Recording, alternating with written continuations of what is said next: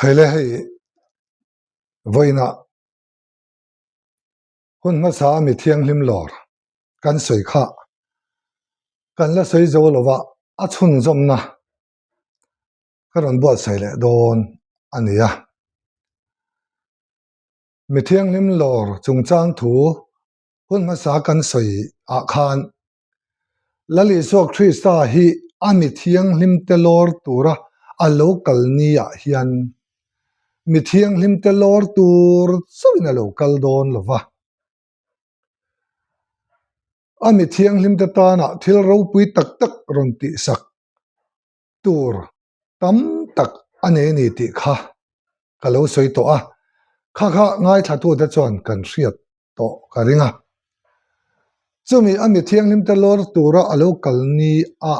ami thiang hlim te ta na thil ro pui tak tak ati sak tur tia ka soya khan ama sabberin sakol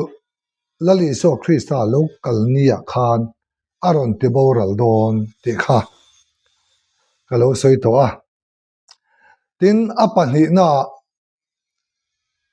tlang thiang hlim aron din don pathian lal ram kha leilunga aron din dona chu zol ni isai te chuan tlang thiang hlim an tia tir ko pole te chuan pathian fa te zale nan ro pui an tia te chuan zol nei Daniel te chuan chu lungpui chu tlang lian puya changa lei pum he khata ti in kha pathian lal ram Krista lal ram tlang thiang hlim kha aron din don ti kha kalo soi to a tin apathum na ami thiang hlim te lor tura lo kal ni a khan Krista a thita te mi hring tongin mi thi kan ti te kha aron kai tho le don ti te po kha kalo soi tel to a ti chuan kha tlang thiang hlim alo kalalali son aron din thar le tur he leilunga aron din thar le tura kha ami thiang hlim alora te om na tura ta na alor khom na tura ta na chu lal ram chu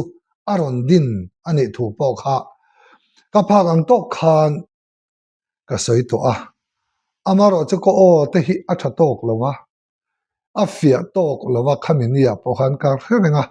amaro chu tu la khan minor ve wangin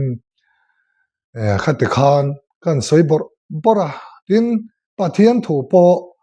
abung le chang te po wa diklo soi diklo te po kane yani ti kha ka in hrenga ni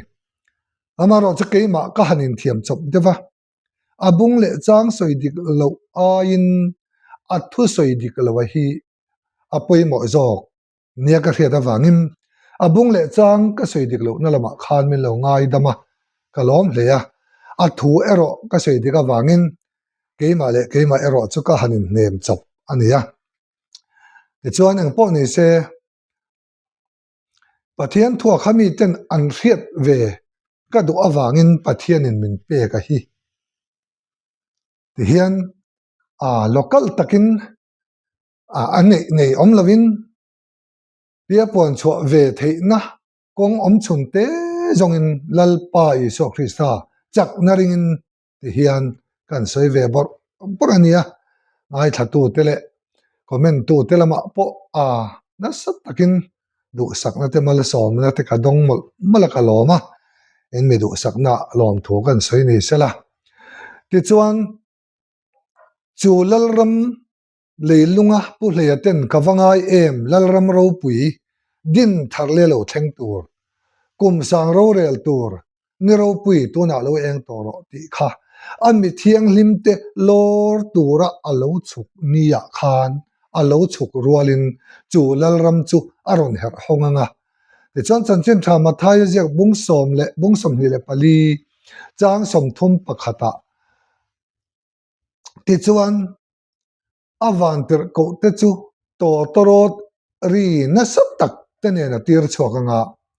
kol killia ta van to batanga atob le lam thlengin alor khomang ati khamini a alor kho mate kha khi ta wana ni lovin he leilunga lalram thar aron dina khan min lor khom don ani ti kha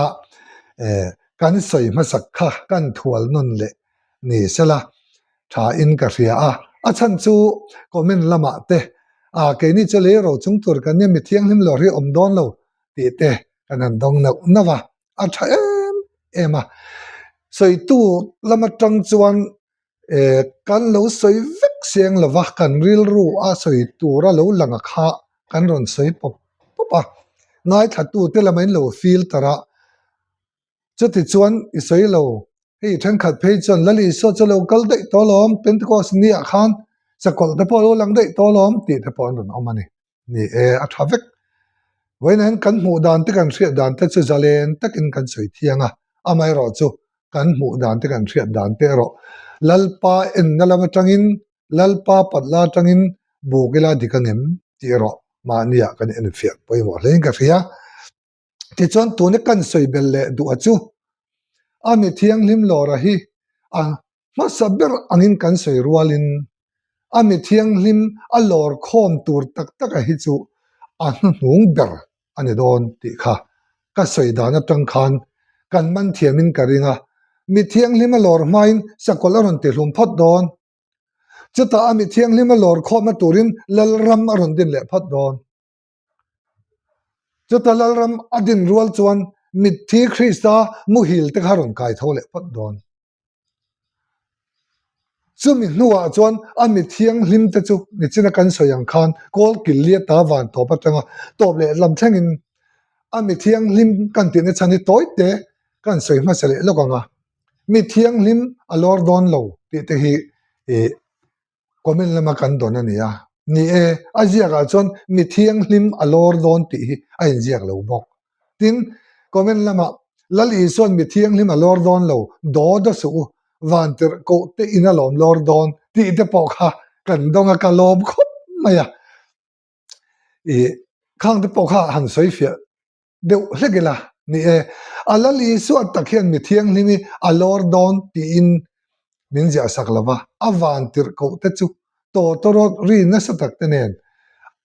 atir chuakanga ti chuan ani chuan athana te chu kol kiliata van to batanga atop le lam thlangin alor khomang ati chiane adikani amaro chu soidu kan e chu van tir ko te tir tu kha lal isua Krista hi ani hei kan chian ka du bible a chuan ati tu ain atir tu chunga pikani atiane chu wangin ati tu ai khan atir tu kha alal zok tlang awaron awa atlang awa kha chu za lo ma ila a mire the te ma paber te ma po lo ni ma se atir tu kha local council ten ni chuan kha an hlo ma wangin local council thu chuak a zo kha poimo awanga na tlanga po kal thin kan ni kha chatiang che chon mi thiang hlim lor tura atira te kha atir tu cholal iswani awangin lali son mi thiang hlim te lor don kan ti kha a het ber alu ber ne wangin iswa a khan kan han bel khom ta ni ti ta kha voina lo ngai thatu te khan in lo riat atan kan soinon le du ani in tharung mia lovin comment lam te po in ron ti bor zelanga ti chuan kan soi ho zel don nia le ti chuan in mi thiang hlim alor te chu kan ti le ange avantir ko te kal tlanga alor atekha he leilunga ngei hian lalpan min seng khom don min lor khom dona chu kum sang lal ram leilunga alo kal ruala aron din chu heta chanchin thama thaya bung som pathum chang som thuma asoi bu tak te chu bu zema seng lur ro ukati ang ati pathian bu zem ami thiang hlim athanate aseng lu na tur kha kum sang lal ram kha ani ti kha kan soinon mol du ani achan chu kan lo chiang lo palang ti ka hlo wangin lete chuan chumi kum sang lal ram lu don tak ataka chuan ti tur nei ala neya chumi ati tur nei te pahni kala soi lo kha voina kan soi chun zom le don ani te chuan adang zong chu kan ngai tha to soi non to lovila te chuan kha kum sang lel ram kan lu don tak taka to torot nu per ham ni a khan kum sang lel ram lu tur a than ami thiang limata chu lalpan kan thin lung sual Jeremiah bung som pasari chang kuain thil zong aya bum mang berle chelai la der chu thin lung hi ni atia kha he kan thin lung sual hi khamilal ram kan lu don ni a khan lali so Krista hian min lak bo sak don ti kha waina kan soi bel le du pakhat ani te chona pakhat le chu chumi thin lung sual alak bo sakate a hne na chuan ama Krista ni nakha min hlan don ama Krista ani nakha min hlananga chu Krista pathian an pui ni na in leilunga hian kan ding chuakanga mana eden huana pathian an puya asiam khami ayaro puile thazo khan he kum sang lal rama hian sual tel to lovin ami te min din le don ti kha apani na kan soi lan do achu ani bokani lete chuan apakhat na zok kha lal ram kan lu dona he kan thin lung sual eden bo chian na zar kan zo inte mai tengo e lo tur thingra an e tanga mi hringa a chia le a tha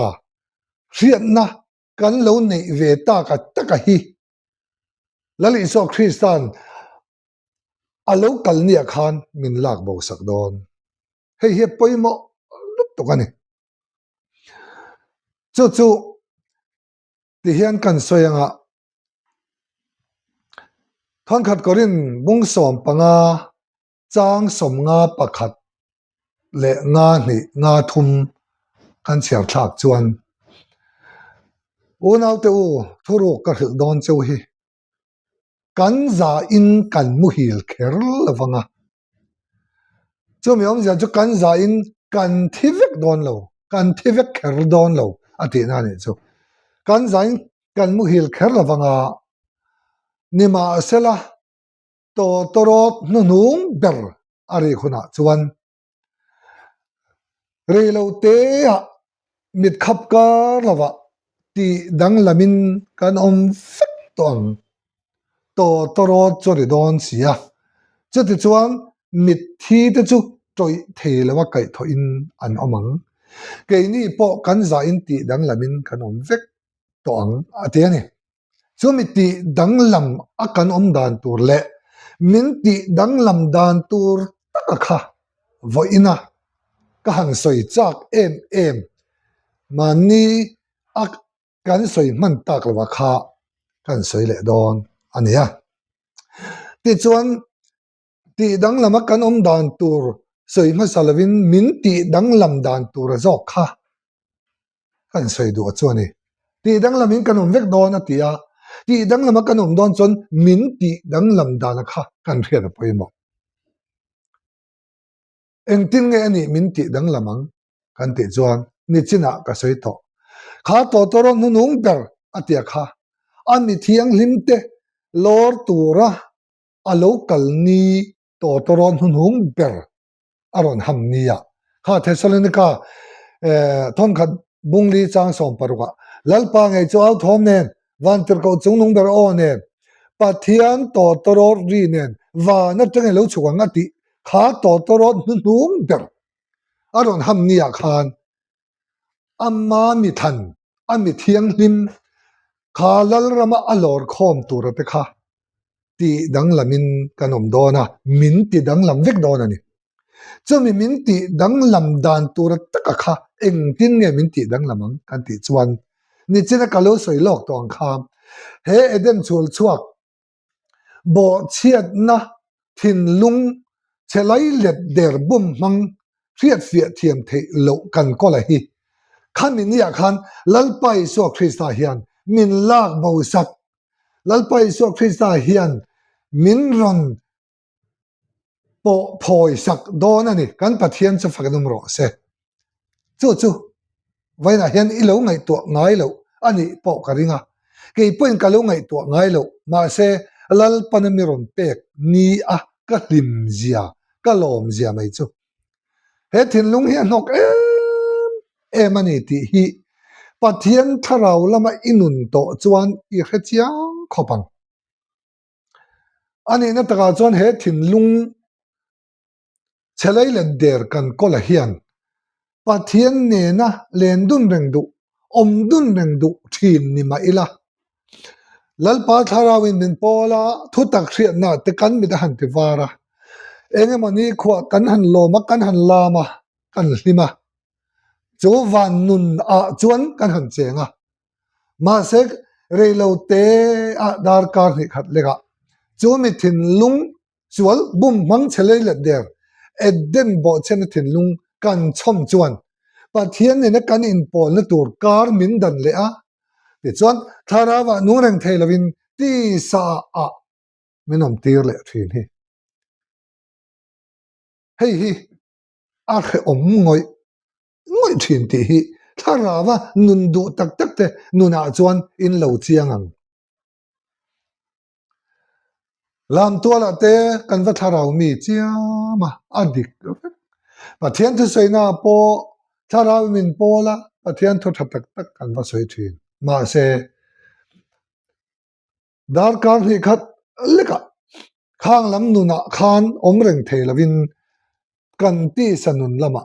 mixing na lama kan chuang kai le thuai thin nu pakhat an soi ang deuh hi kan nia nu pakhat po lam tuala han lama rau tha thei hle a mi te nun po a chokhar thei le mi ten afa te hena inu hi chu o nu hi nei thamange a o om lam tuala han lam te hian tharau bo ro ka siama kan hlim thin tin afa te hena anan thrila nima sila fa te chuan ti hian an lo chang tlap mai ani mo kanu hi lam tuala alo tharau mi viu po ani theye ma se kanin chunga chuan tharanga aron chang thin an ti ri chu chu thil ni the ni atu te ma kha kanin dem wang lama soi kanilo ke mani han pathian tharawa polin hlimin han lom thin ma ila reilo te a kan ti sathin lung sual put jok hian tharanga min siam le thin zawang in lalpa ne han chen dun du in om dun du ma ila vai ne kan thin lung sual hian min dip tlat awangim hei nge mai he ni tina kan nek kan bua na kha ani sia chu lalpa hian ke ni ai min riat sak zoka ama ne na leng dun thei lawa min siam tu chu he bo chen thin lung sual kan puthian I ti ria in alo kal ni a chuan chu kan thin lung sual put chu min lak bo sak don ani lalpa cha faknum ro se chu khoya nge bible a kan mu kan ti chuan enting e min ja sakha mathaya chanchin tha mathai jek bung som pathum bung som panga chang bung som panga chang kuwa a nin ka hria kan clear lo ka nge ka soi sual leang ti ka hlawa hria ring nai hria ring lo ne thatlat mai chang so mathaya bung som panga chang som pathuma khan enting e lali suan soi kan ti chuan ani ro chuan kung zong ka pa wana mi phun lo chu po chho in a omang ate apa wana mi phun lo po chho tura chu tu na ka soi kan thin lung sual hei hi ni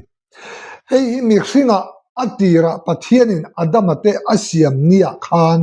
he thin lung sual hi asiam tel reng lo ti kha voina kan soi lan du chuani he thin lung sual asiam tel lawa pathian thati kha tha antimaya pathian thalo ti kha thalo antimaya anbo adamate bo chiat ma a annuna khan an bua chen manuna khan pathianin tha ti chu than tia pathianin thalo ti chu thalo an ti mai ni ma se e lo tur thing ra an han e tang chia khan pathiana achia le atha riat na lama an thita a an thei e na lama setana symbol lama achia le atha a khanin an lo nei ve ta a pathianin achia le atha ti kha atia kha helama achia le atha an lo nei khan khan aron kokal aron dau tat ta pathianin thum ati chu kha lo ti ta ema pathianin kha ati la thum lo ti ve thong sia chu tiang chuan pathianin eng ati la in thim a lo ti ve tlat to si pathian thati chia ti pathian chati thati tu kha bo chiat nia tangin mi hringa alo om ta chu taka chu mi hringa siam tira lalpana siam tel lo bo chiat nia tanga kan kola hi vana apa phun lo kha alo ni ringa chu taka chu vaina nang ma ti boi thin tu che kan mi hring na iti emo keima iti thina kha nang ma ani lo i mi hring na po ani lo kha nam dan nang ma alo om bo chiat nia i kol i mi khwal ngam pa a kha ni ti hi vain han pathian tharawin amen lo chui chwa sak mol charo se hei hi vain kan chiang lova tunge ani kan chiang lo awangin min te boy thi chumi a chiale a tha riat na lama kan nun phot chuan pathian ina a chiale a tha ati riat na lam chu kan tan mel ma ani tlak chumi om zia chu enge kan ti chuan nang ma khan lungai na te mang an te har sat na te i ma a iton tur mang an thak tak le iton me kara khan lung oi na inei lawang kei poi ka lo ni thin pathian kan ti he ti reng maya re thei tak maya kan om bi tat te min in le lo ro pui tak an nei la ya ni ten ei chop da pa kan han kho sa te ka ngai tu thin tun manuna chuan ka ngai tu thin khan pathian po hi a om tak lawang ti hi ka ngai tu na om thin ani chu cheng wange kan ti chuan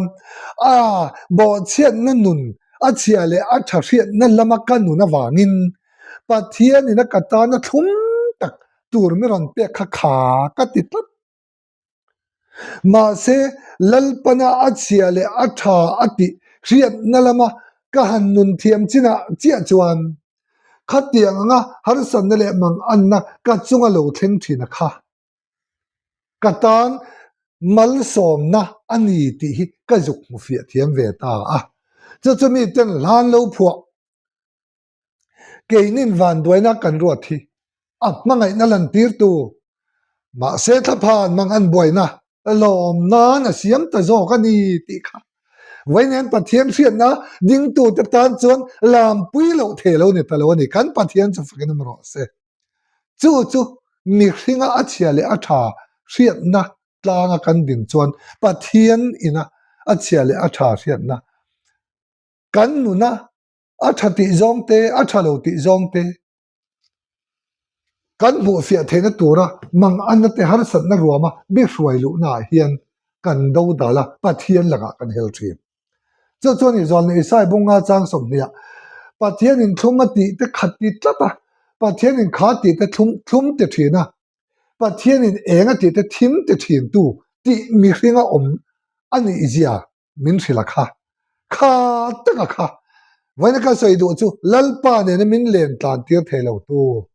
lelama tharau mi kanvani laya lelama tharanga min siam thin tu hi lalpa hian a local nia chuan min lak chho sakanga min po chho sak don he wana pa phun lo hi chu lalpan aron pat phong don chu ti dang lamin kan om vek to ang ati min ti dang lam dan tura kha chu ngai choni ti kha kan soi do ni te chon chu ma thai jak bok bung som panga chang so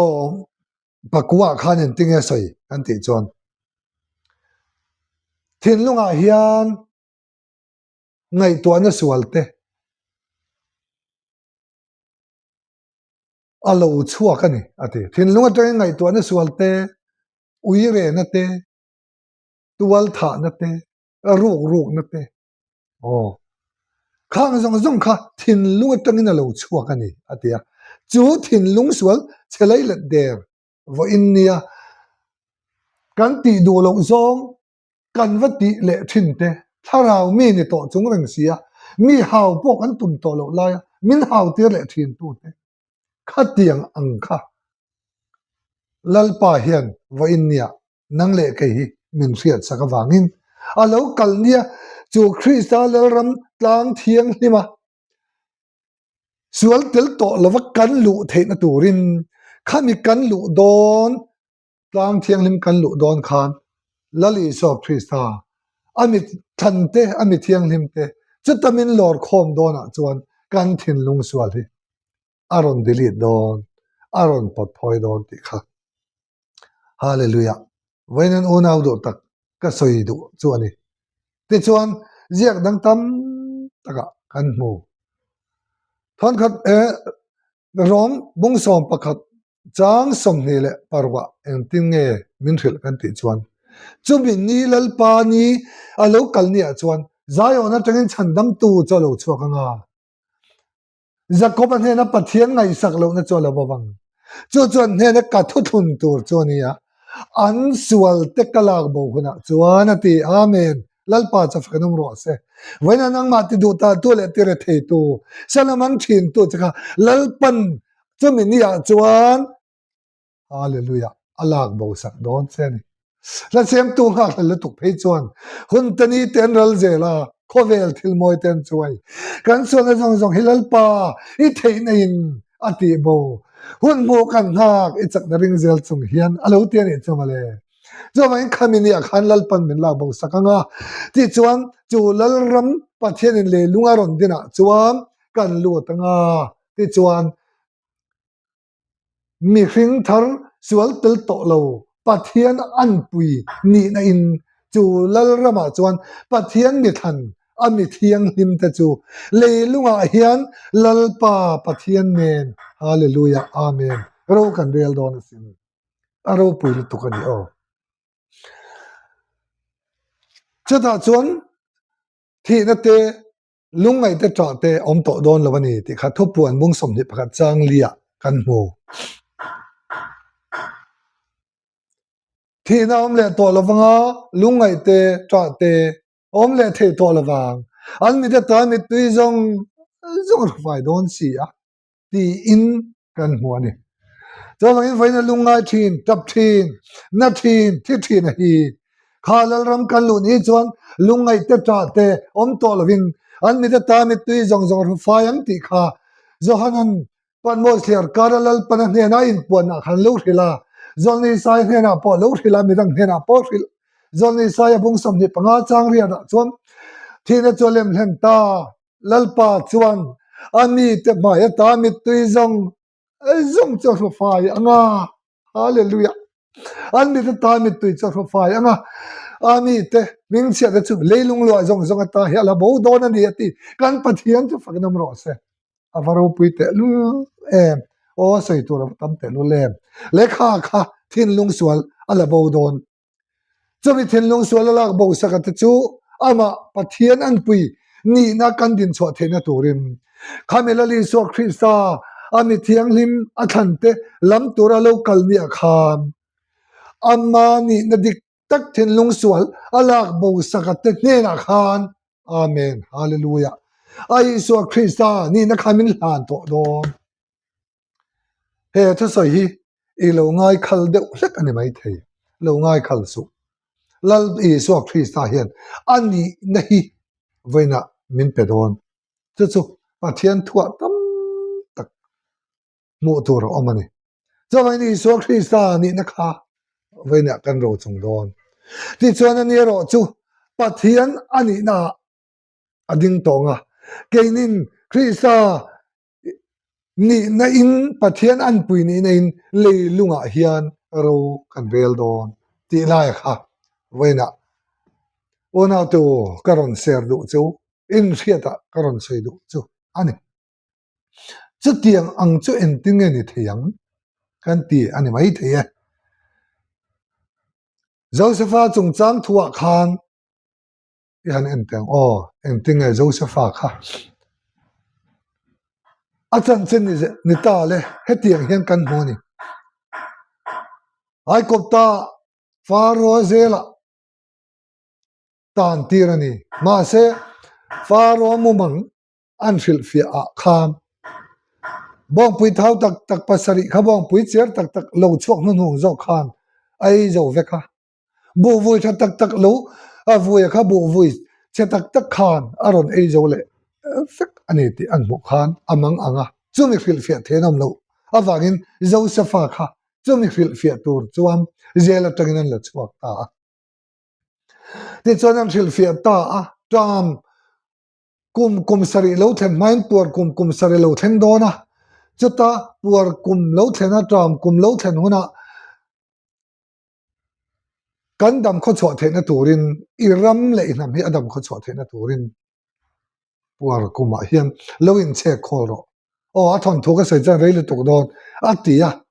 chu faro thin lung min zong tak le khon bolte thin lung pom zong tak ania wangin faro chuan Josepha hena chuan tunge mo chu tiang ti tura pathian tharau te om na hi kan huang le nang ma nge hian i soi zong zong ang chuan i tiang ti chuan hei ka ming nem na zung bun hi i bunanga ti chuan ka chung te zong zong chunga ho tua ka siamang chenga ai kop tarama hian i thu lovin mi in an kut le an ken lek lawang lal tho theng lua thua chia nang ain ka chung nunganga aba zong chui khoda ome ati ni kaka una Josepha chanchin chawatana pathianin aji anilo hon honu nga he nam zofa te ta tura ta na lalpan kan mu thiam thena tura kan tan en tir na tur atana alo buat sai alo ni zo kani cho em tin nge kan tan ani ve the na dan tur kan ti chuan Josepha khan en tinge sai kan ti chuan zoram ni pui te u lungai su u Josephan chan tha change atia kha ma na Josepha chan na kha voina he pathian thu thunga ding te chuan chu kan chang le don kan ni na tur alo ni le don ani ti kha pastor chon kal tangin pathianin min lo riat tir to ani chuan chu eng tin nge ni zel kan ti chuan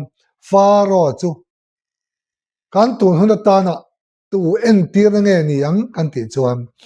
faro chu pathian eng kim ti the en tir na ani Josepha chu tunge ni ang kan ti chuan ka soi to kha Josepha chu zofa te kan ni zoram lungai su Josepha in chan tha change alo te to ani le lang na le thone na achan na tura faro zungbun kha enge nita am kan ti chuan faro min nem na zungbun kha lal Isua Krista hi alo ni rengani lal pa cha fakanam ro se kolasa bong ni chang thoma chuan pathian fin na le riat na ro zong om na Krista atialo cho wangin chu Krista chu alo ni rengani cho Josepha kha na huna faro min nem na zungbun abuna faro chung ta chunga ho tua omang khan ke ni po vainan pathianin Isua Krista vainami te lam tura ami than te ruai khom tura local ni in amani na pathianin Isua Krista ni na kha amen min bun tir min lua tir min sin tiranga pathian chung te van tir ko te chunga ho tua min da nga hele lung khovela hian rorel turin lalpan min da le don ti vaini han ka soi do ni lalpa chu fakanum ro se avan ro pui te lul em chu min nem na zung bun chu Isua Krista ni Josepha in zo zung bun chu akuta abun chia khan Pharaoh chung te chunga ho tua alo ta ani kha chu ngai mai chu ter go polan ni china kan soita thon khat korin bung som panga chang som nga le pathum kan chiar thak chuan nga khat le nga ni kha ka chiar to kan chiar le nge jati chuan unau te u thuru ka don chu hi kan zan ka mu hil kher lawang lali so Krista local ni chuan kan zan kan thivek kher lawang to ron nu berari khuna chuan reilo te mit khap ka lawa ti dang lamin kanom don he thin lung sual put thin lung sual kan put edem bo chen thin lung sual kan put hi lalpana phoyanga lalpana la chuakanga ti chuan ama an pui ni na Krista Isuani na chu venen min sin thua tir do cho wangin he toi thei hian toi thelo na sin tur ani he thi thei hian thi thelo na sin bok tur ani chati chuan he thi thei thi thelo na sina he toi thei hian toi thelo na sin hona ne thi na lem zo ta ti thu sia ki alo thleng to nga ti chia kha venen chu Isu Kristani na pathian ming chuan na Isu Krista akha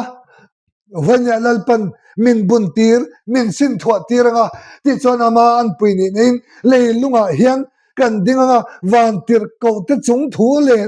vantir ko te chung thu nen lam hian kan langai tua don ti pathian thuin una wa tianga che hallelujah amen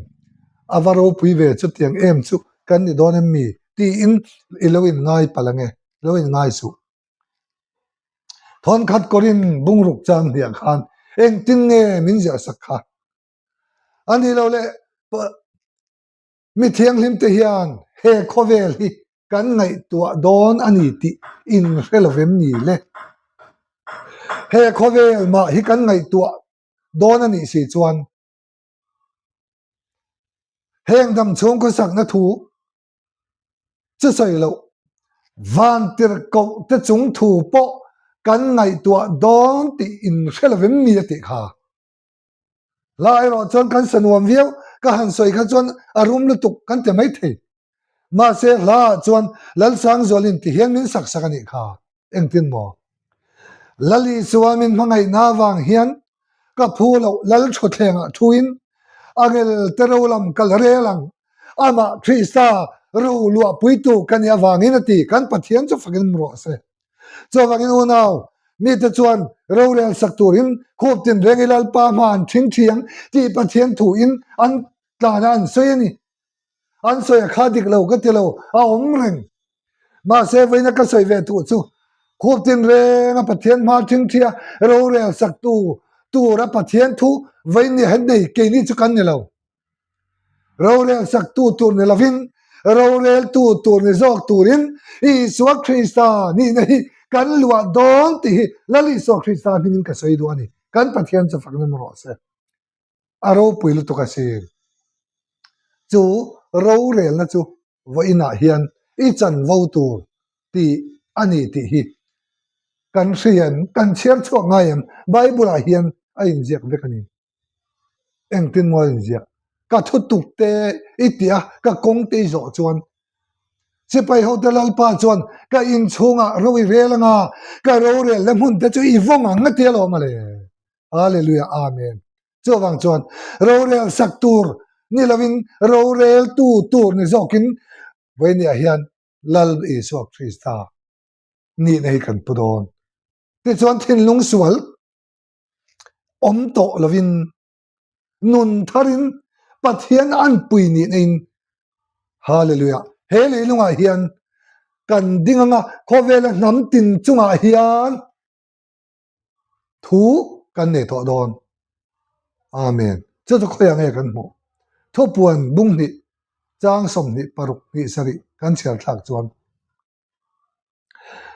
an he to piang le ka thu pek te pom to piang ke point ka pa hen ka pa la ka ta ka huangin chu mi chu nam tin chunga thu kan I tirang amen hallelujah nam tin chunga thu kan I tirang bel votu in som dep khoba bel an vokang hian an chunga thir tiangin an ro an re la ngati hallelujah cho cho na wi chan vawani e hilaya thara wawana dumnil delak han kai lamani lo vaina kan soi chu thara ril ro taksa a pumatlan na fam kema ama lali so kristani na ro chuna hele lung le wa na ro rel tu ni tur hian pathian thu hian nang le ke hi min lo pe ani zo kan pathian chu phanom ro se o cho wangin chumi ro rel tu tur chu ini namtin chunga thir tiang ro rel don cho me lan le ne an wai kan chiar thate var par arsi chu an ma ni ka pe anga rian tur nei chuan ko ran ho te hi ko ran ho te rian tur beng nei chuan ro se ti var par arsi min pek tur chu tu nge ni kan la siam tu mi zo pa la siam tu chuan var par arsi chandam tu lal pa ka thin lung sol thim taka hian ati amen hello lengam che amen I kong thiang lim chu ka mu the na na ti var par arsi cholali suwa krista hello ne ga di chu nge chu var par arsi chu ka pe ang ate wangin I suwa krista ni ni chu min pe do na wangim pi bi kiang ka chan chin chia zong zong ati puya ama chan chin I suwa krista ni na chu min pe min bela wangin ati lal pa fucking ro se o now ana mai la basim chu mi chan vo ro pui tak mai chu leilunga kan chan le theina turin pathian an puini na kan lo to zong zong kha kan chan le theina turin a sin lali so krista hi vainan leilunga alokal engtin mo chumi eden bo chian na awanga pathian an puini na kan chan zo tak lawa nge kha kan chan le theina tura lali so krista lokal ani na chu hallelujah amen reverend tai sen an hlai min lo pho sak to kha eden kha chia in bo chia na in chulin che to ma se chu kan chan le theina tura ron din thar le turin lali soi kho ve la lo kalti reverend tai sen an hlai min lo pho sak to christmas lai te kum thar lai te kan sak lar em chu a lo ne re ngani chu cheng hla mo kan te chon he hla hi ani eden par mo chul no ti vol le turin khovel chandam tu lo piang ta pial ral nun moi adam te bo chen ma thil siam zong zong te in ti nat om lo mangai takle lim takal len tan dil adil pial ral nun moi min ron sin ti le the nan lal chon nung berin mun ton beron thang ati kha chawen khai den par mo chul nu ti vol le tura vaina khovel chandam tu lo piang hian pial ral nun moi adam te bo chen manun sual tel lo pathian ni na ne in zam pathian thati pathian thalo ti lo pathian thalo ti ve ngam khanun pathian an puini na dik takin leilunga hian khaminia lalpan min hung chuak ma ti chuan thil siam zong zong te chunga van tir ko te chunga thu kan nei le anga in tin dom tolvin tlang thiang lima chu lal lukhum ro pui tak mai chu kan khum le don ti lali so kristan voinia hian min lo tiam pathianin iso krista kaltangin min pe khelo tiamani ti ka soidu lal khum han soita ga chuan tlasiam tuin eden huana kan lal khum satanana min lo chu sak nu kha kan lali suan an nia min pele ta ti eden huana khan lal khum crown anti sabin anti lal khum hi adam at khanan khum reng lo adam aten lallu khuman khum silama enga tinge eden huana kan lallu khum setanan min chu sakati tak lallu khuma kha enge kan ti chuan hei hi ani an lallu khuma chu chi tam tak thalo pungin leilung hi lu khat ula in thuinom tir ro chung leng sawa tele le bok vagaran nung chitin reng kal tele bok vaga kal tele ran nung chitin reng tele tui fiam ria chunga sanga chitin reng te chunga hian thu nei bok ro u ati ka soi du taka chu thu nei na ani thu nei na lallu khum pathian an puya siam ni nakha an lallukhum chu alo na rengani hallelujah amen cho me lallukhum chu hun hunonga he zoram ta tur hi alo ni ani ti kha pu chon an he na pathian alo mu tir tlat mai eng tin nge pu chon kha na soi kan ti chon kom na le ra le lama khopui moi tak in kara chuan leikak zau tak helo ama chu khopui moi tak atang chuan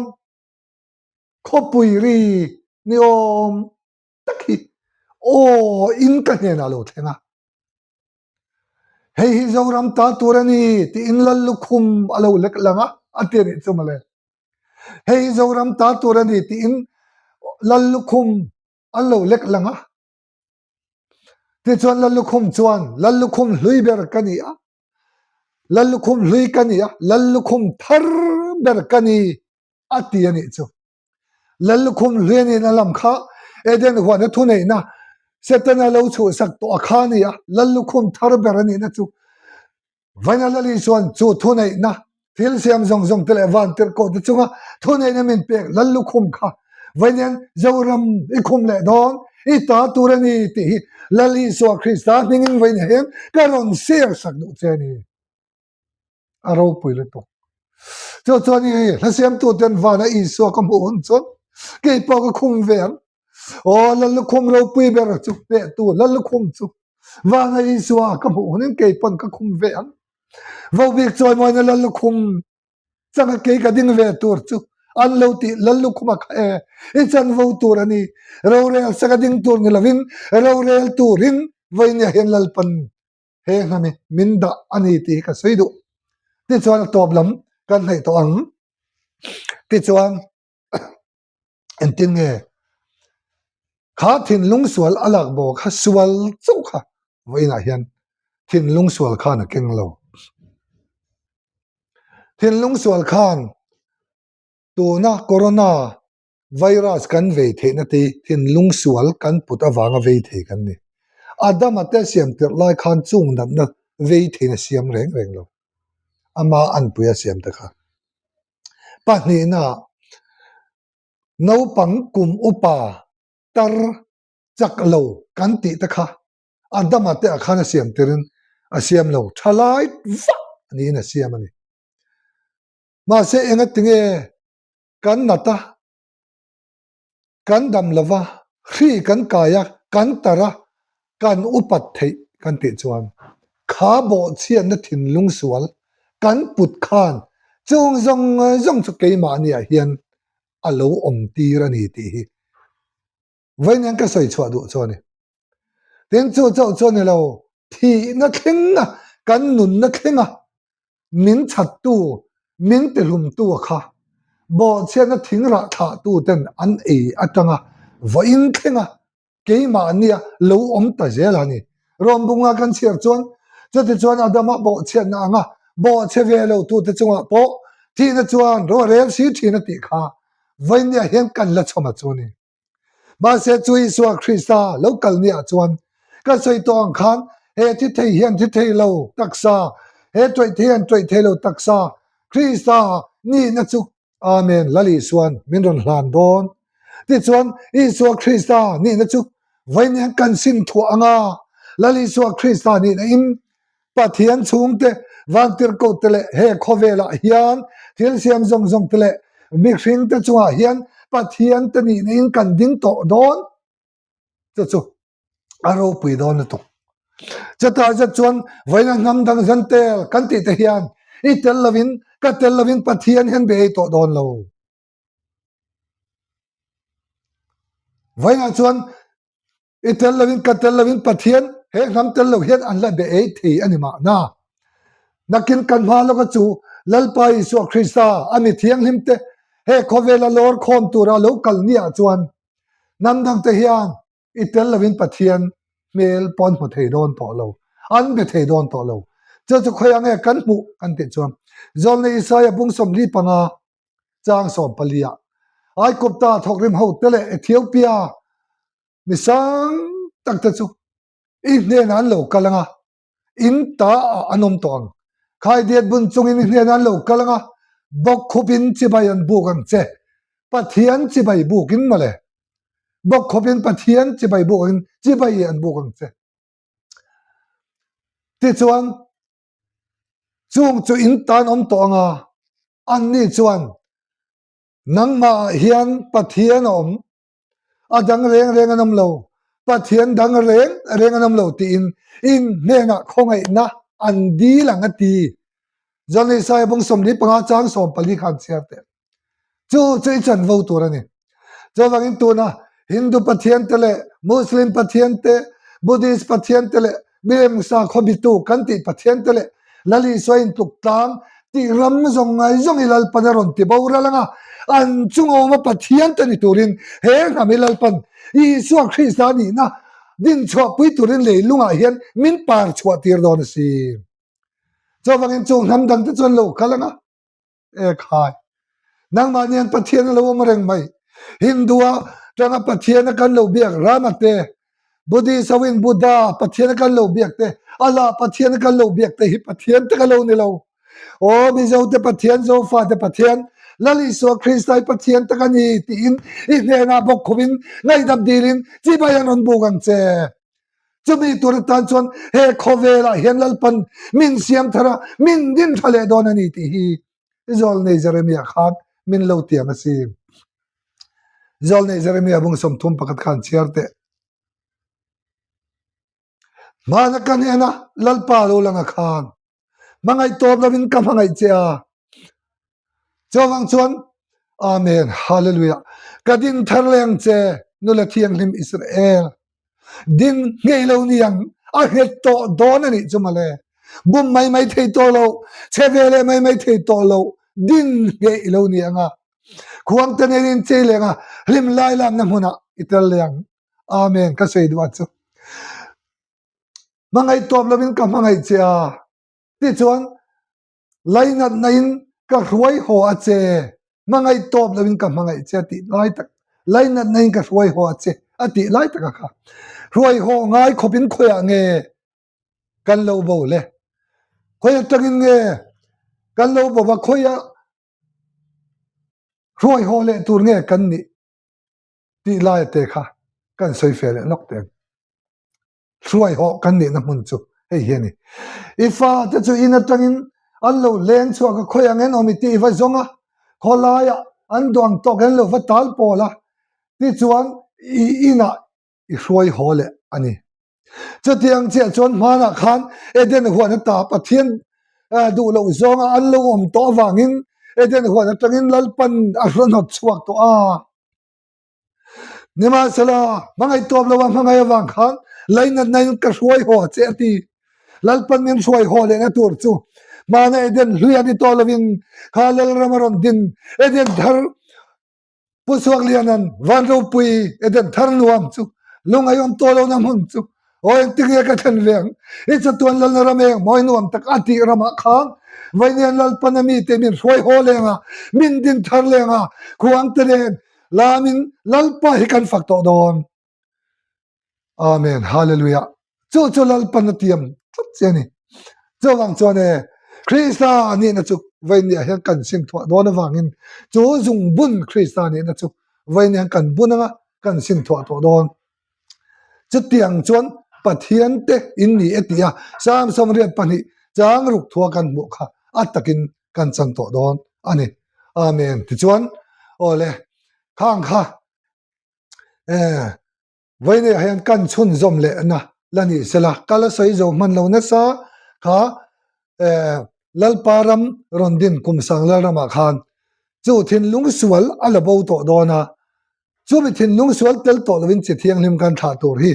rem chang ani chuan chun zom le na kanon ne le ang tona chuan kha khalu do tok phodila ama Krista an pui ni nain leilunga mindin chok don ti ka soi hi rap thak lu tuwa kan lo ngai palange chu azir tir de po khan an be sei an ril rulu atu ani chen zia chu zohana thon khat zohana bung thum chang ni chang thumi cher chuan heti hian I muang du tak te u kan za in pathian fa te kan ni fet ani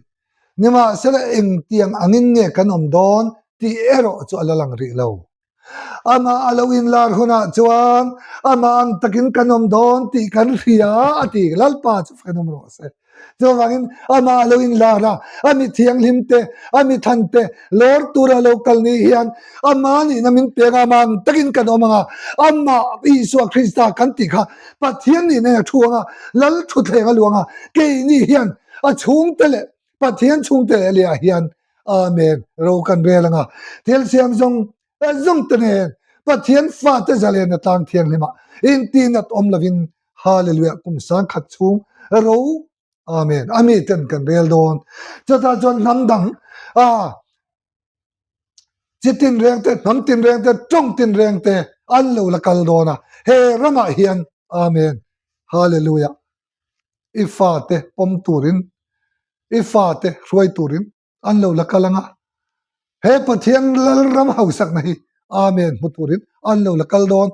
sei don tal tuke khang zong zong kha soile theina lal pan min pe ni chuan kan chun zom leang chi thiang lim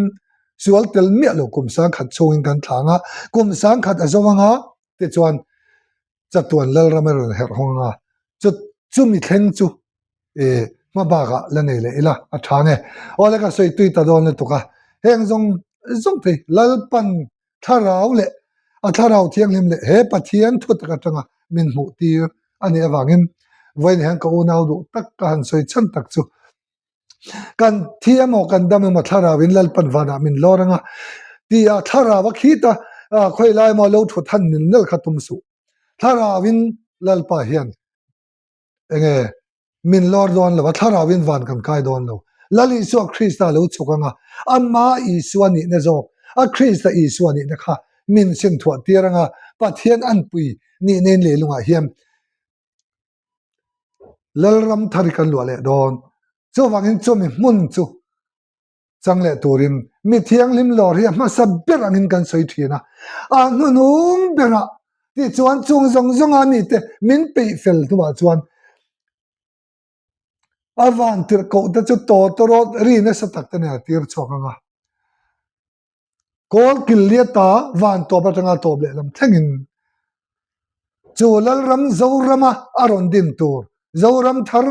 amen lal ram thar pathian lal ram kan ti a chuan ami te min hruayanga ami te min lor khomanga ta chuan pathian an pui ni nen leilunga hen kan dinganga amen hallelujah ro kan rel don ani ti kha vain nia kan soi chun zom the lo ni le mai sila pathianin amen kan za ta na atharin mal min som saro se